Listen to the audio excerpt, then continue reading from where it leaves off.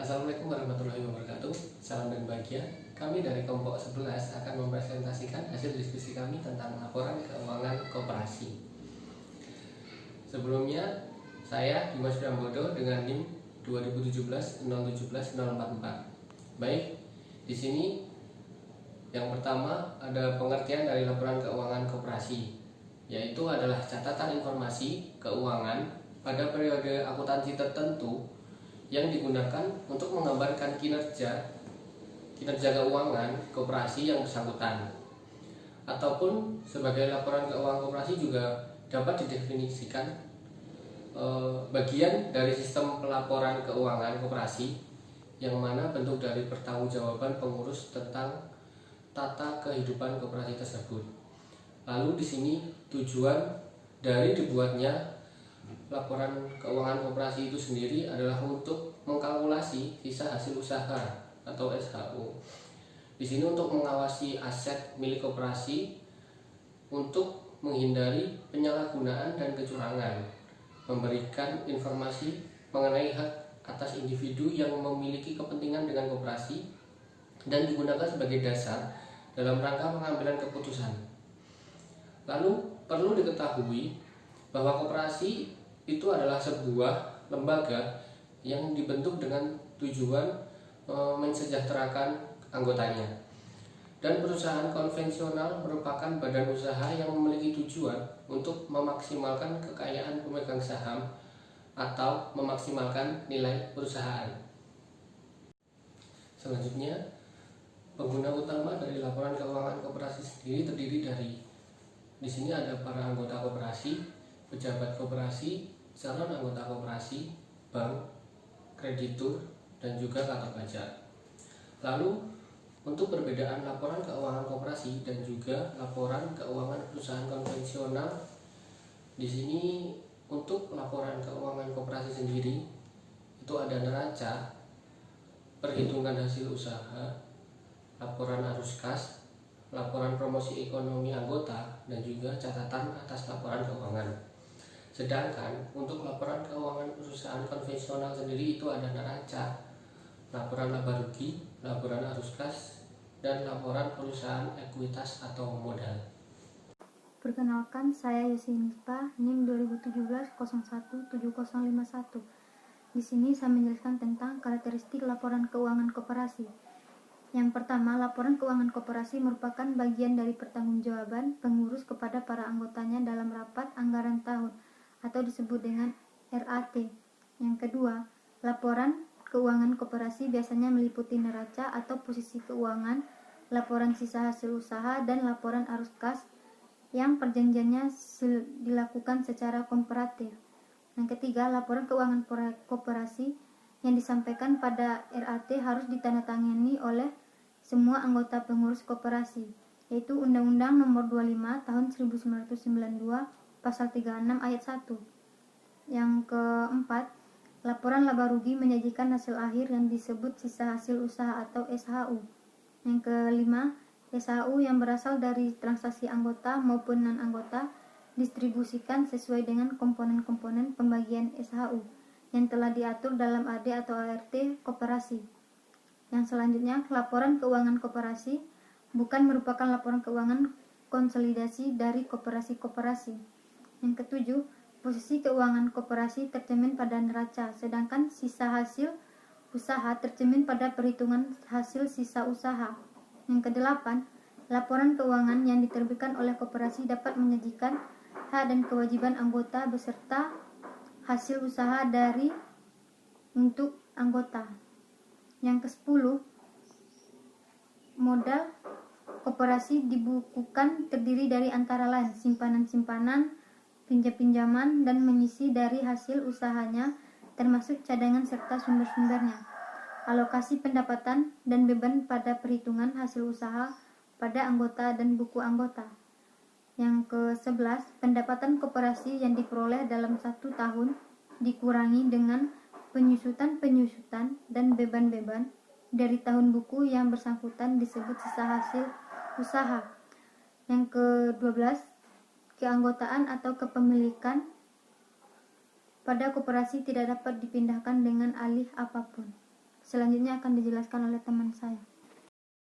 Baiklah, saya Ria Ayuningsih, NIM 2017-017-047, akan melanjutkan presentasi dari teman Yosi, yaitu mengenai standar akuntansi keuangan koperasi. Nah, laporan keuangan untuk koperasi pada dasarnya sama dengan laporan keuangan secara umum. Namun, ada beberapa perbedaan antara laporan keuangan secara umum dengan laporan keuangan koperasi. Antara lain yaitu yang pertama, perhitungan hasil usaha pada koperasi harus dapat menunjukkan usaha yang berasal dari anggota dan bukan anggota. Nah, yang kedua yaitu laporan keuangan koperasi bukan merupakan laporan keuangan konsolidasi dari koperasi-koperasi bila terjadi penggabungan dua ataupun lebih koperasi. Baiklah, kita masuk ke laporan keuangan koperasi. Nah, laporan keuangan koperasi ini terdiri dari 5 komponen, yaitu yang pertama neraca, yang kedua laporan laba rugi atau perhitungan SHU, yang ketiga laporan ekuitas pemilik atau laporan kekayaan bersih, yang keempat laporan arus kas, dan yang kelima laporan promosi ekonomi anggota. Nah, yang pertama yaitu laporan neraca, berisi mengenai posisi keuangan sebuah perusahaan ataupun koperasi yang merincikan aset ataupun harta, liability atau kewajiban, dan equity atau modal pada periode tertentu. Nah, yang kedua, laporan laba rugi atau perhitungan SHU. Nah, laporan laba rugi ataupun perhitungan SHU pada koperasi merupakan sebuah laporan yang menyajikan pendapatan dan beban pada sebuah perusahaan ataupun koperasi pada periode tertentu. Nah, yang ketiga yaitu laporan ekuitas pemilik atau laporan kekayaan bersih. Nah, laporan ekuitas pemilik atau laporan kekayaan bersih ini pada usaha koperasi menunjukkan sebuah perubahan ekuitas selama periode tertentu. Nah, yang keempat yaitu laporan arus kas. Laporan arus kas merupakan laporan yang memuat jumlah kas masuk ataupun penerimaan kas dan kas keluar ataupun pengeluaran kas selama periode tertentu. Nah, yang kelima yaitu laporan promosi ekonomi anggota, yang merupakan laporan yang memperlihatkan manfaat ekonomi yang diperoleh anggota. Manfaat ekonomi ini diperoleh dari unsur manfaat pembelian barang, pemasaran, simpan pinjam, melalui koperasi, dan pembagian SHU. Baik, kita masuk ke contoh laporan keuangan koperasi. Nah, di sini ada contoh perhitungan SHU. Sebelum membuat laporan keuangan, kita harus terlebih dahulu menentukan judul laporan keuangan tersebut. Nah, di sini ada nama perusahaan ataupun koperasinya, ada Koperasi Sumber Jaya, lalu nama laporan keuangannya yaitu perhitungan sisa hasil usaha ataupun SHU, lalu ada bulan berakhirnya ataupun periodenya, di sini 31 Januari 2018. Nah, kita masuk ke perhitungan SHU pada laporan keuangan koperasi. Di sini ada pendapatan dikurangi dengan beban, maka menghasilkan sisa hasil usaha. Nah, di sini ada pendapatan usaha senilai 8 juta rupiah dikurangi dengan seluruh beban-beban. Di sini ada beban legislatif senilai 3 juta rupiah, beban transportasi senilai 500.000 rupiah, dan beban listrik senilai 600.000 rupiah. Nah, seluruh beban tadi dijumlahkan maka menghasilkan total beban senilai 4.100.000 rupiah. Lalu, pendapatan usaha senilai 8 juta rupiah dikurang dengan total beban senilai 4.100.000 rupiah, maka menghasilkan sisa hasil usaha ataupun SHU senilai 3.900.000 rupiah. Baik, saya akan melanjutkan presentasi dari teman saya. Contoh laporan keuangan koperasi. Nah, contoh laporan kekayaan bersih.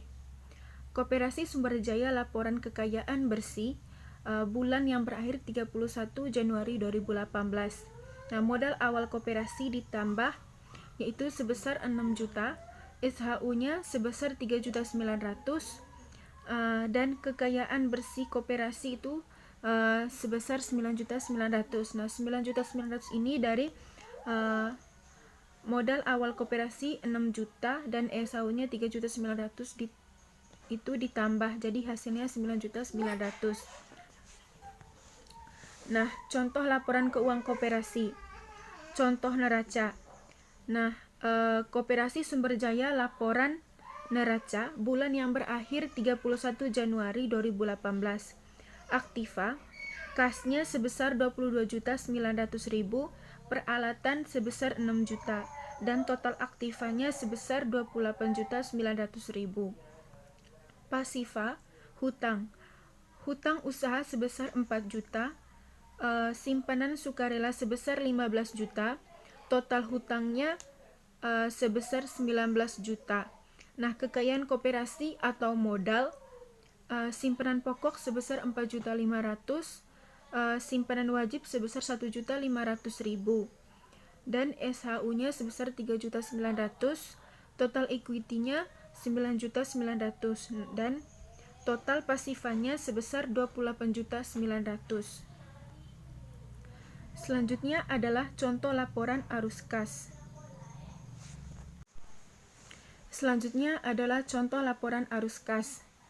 Koperasi Sumber Jaya, laporan arus kas periode yang berakhir 31 Januari 2018. Arus kas dan aktivitas operasi penerimaannya, pendapatan usaha sebesar 8 juta, pembayarannya, beban legalitas sebesar 3 juta, beban transportasi 500.000, beban listrik 600.000. Nah, hasil dari beban legalitas, transportasi, dan listrik ini tadi sebesar 4.100.000. Arus kas bersih masuk dan aktivitas operasi itu sebesar 3.900.000. 3.900.000 ini didapat dari 8 juta dikurangi 4.100.000. Ini adalah contoh laporan keuangan koperasi. Arus kas dan aktivitas investasi.